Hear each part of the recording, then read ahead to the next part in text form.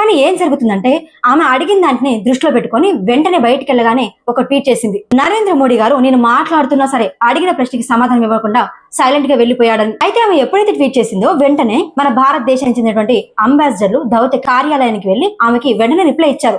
Evening media briefing ఉంది. Ministry దగ్గర నుంచి మన భారతదేశానికి సంబంధించినటువంటి విదేశీ వ్యవహారాల శాఖ నుంచి కూడా బ్రీఫింగ్ చేయబోతున్నాం, మీరు రావచ్చు, ఎలాంటి ప్రశ్న అయినా అడగొచ్చు అని వాళ్ళు రిటర్న్ ఆన్సర్ ఇచ్చారు.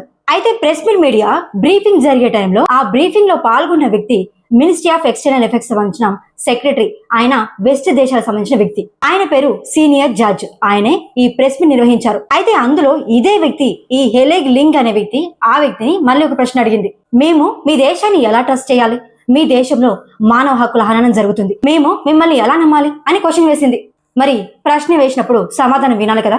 ఆయన పూర్తిగా అన్నిటికీ అర్థమయ్యే విధంగా చాలా సుదీర్ఘమైన సమాధానం కూడా ఇచ్చారు. ఎందుకు భారతదేశాన్ని నమ్మాలి అంటే అని భారతదేశం గురించి ఆయన చెప్తూ